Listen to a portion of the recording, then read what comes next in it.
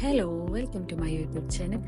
ഞാൻ ഇന്നിവിടെ കാണിക്കാൻ പോകുന്നത് ഒരു പേഴ്സണലൈസ്ഡ് ആയിട്ടുള്ള ടേബിൾ ടോപ്പ് കലണ്ടർ എങ്ങനെ എഡിറ്റ് ചെയ്യാമെന്നതിൻ്റെ ഒരു ട്യൂട്ടോറിയൽ വീഡിയോ ആണ്.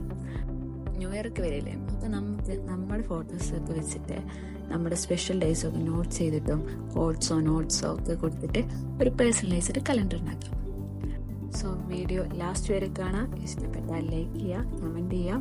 ഇതുപോലുള്ള ഹെൽപ്ഫുൾ ആയിട്ടുള്ള വീഡിയോസിന് വേണ്ടി സബ്സ്ക്രൈബ് ചെയ്യുക. ഇതിന് വേണ്ടിയിട്ട് ഞാൻ യൂസ് ചെയ്തിട്ടുള്ളത് ക്യാൻവ ആപ്പ്. അത് ഓപ്പൺ ചെയ്തിട്ട് ഒരു A4 സൈസിലുള്ള ഒരു ഡോക്യുമെൻ്റ് ഓപ്പൺ ചെയ്യാം. എന്നിട്ട് അത് ഓപ്പണായി വരുമ്പോൾ അതിൻ്റെ ചുവട്ടിൽ ഡിസൈൻ എന്ന് പറയുന്നത് ഒരു ഐക്കൺ ഉണ്ടാവും. അത് ഓപ്പൺ ചെയ്തിട്ട് അതിൻ്റെ സെർച്ച് ബാറിൽ പോയിട്ട് 2025 കലണ്ടർ എന്ന് സെർച്ച് ചെയ്യാം. അപ്പോൾ കുറേ ഡിസൈനിലുള്ള കലണ്ടർ കിട്ടും. നമ്മൾ അതിൽ കുറച്ച് മിനിമലായിട്ടുള്ള ഒരു ഡിസൈൻ സെലക്ട് ചെയ്യാം. എന്നിട്ട് അതിൽ ഇതുപോലത്തെ ഫോട്ടോസോ എന്തെങ്കിലുമൊക്കെ ഉണ്ടെങ്കിൽ അതിനൊക്കെ നമുക്ക് ഇങ്ങനെ റിമൂവ് ചെയ്ത് കൊടുക്കാം.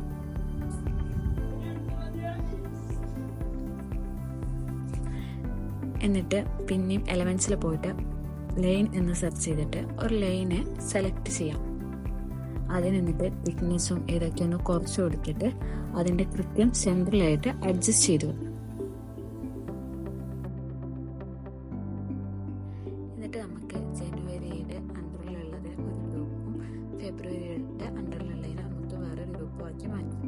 അതിന് വേണ്ടിയിട്ട് ആദ്യം ഒരു നമ്പറിനെ സെലക്ട് ചെയ്ത് പിടിക്കുമ്പോൾ അവിടെ സെലക്ട് മൾട്ടിപ്പിൾ എന്നുള്ളൊരു ഓപ്ഷൻ വരും. അത് യൂസ് ചെയ്തിട്ട് എല്ലാ നമ്പേഴ്സിനെയും വേർഡ്സിനെയും സെലക്ട് ചെയ്യുക. എന്നിട്ട് അതിനെ ഗ്രൂപ്പാക്കി മാറ്റുക. അതിൻ്റെ മേലത്തേക്ക് ഒരു ഓപ്ഷൻ ആയിരിക്കും ഗ്രൂപ്പ് എന്ന്, അതിൽ ക്ലിക്ക് ചെയ്തിട്ട് അത് ഗ്രൂപ്പാക്കി മാറ്റും.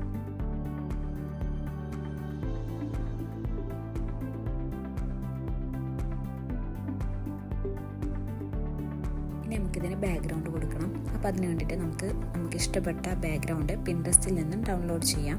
എന്നിട്ട് ഇതിൻ്റെ അടിയിൽ അപ്ലോഡ്സ് എന്ന് പറയുന്ന ഒരു ഓപ്ഷൻ ഉണ്ടായിരിക്കും. അതിൽ പോയിട്ട് നമുക്ക് ആ ബാക്ക്ഗ്രൗണ്ട് ഇതിലേക്ക് കൊണ്ടുവരാം.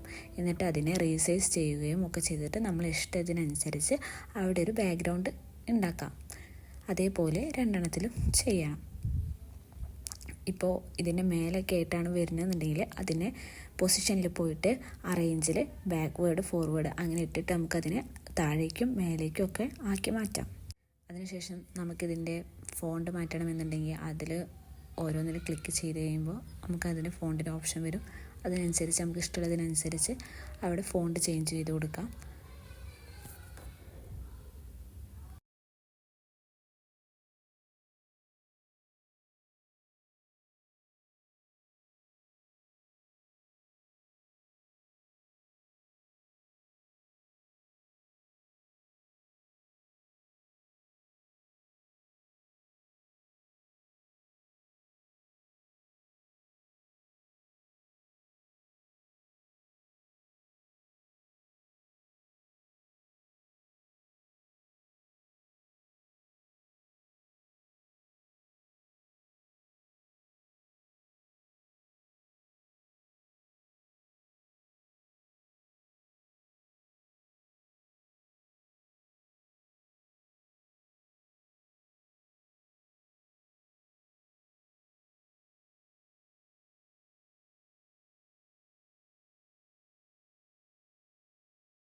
ശേഷം നമുക്കിതിൽ ഫോട്ടോ കൊടുക്കാം.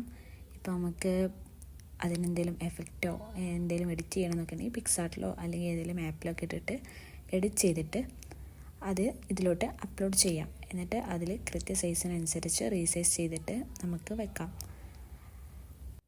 എന്നിട്ട് നമുക്ക് നമ്മുടെ സ്പെഷ്യൽ ഡേയ്സൊക്കെ അടയാളപ്പെടുത്തണമെന്നുണ്ടെങ്കിൽ താഴെ എലമെൻറ്റ്സിൽ പോയിട്ട് ഹേർട്ട് എന്ന് സെർച്ച് ചെയ്യുക.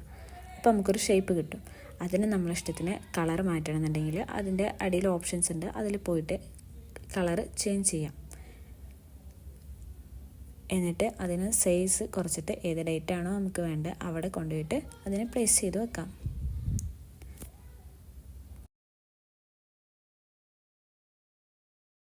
ഇതേപോലെ നമുക്ക് താഴെയും ചെയ്യാം.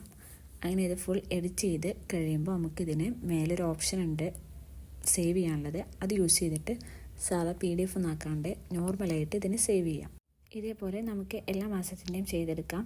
എന്നിട്ട് ആദ്യം മുതൽക്ക് ഒരു A3 ഷീറ്റ് ഓപ്പൺ ചെയ്തിട്ട് അതിൽ 2 A4 ഇതേപോലെ അഡ്ജസ്റ്റ് ചെയ്ത് വെക്കാം. അപ്പോൾ നമുക്ക് ഒരു A5 സൈസിലുള്ള ടേബിൾ ടോപ്പ് കലണ്ടർ കിട്ടും.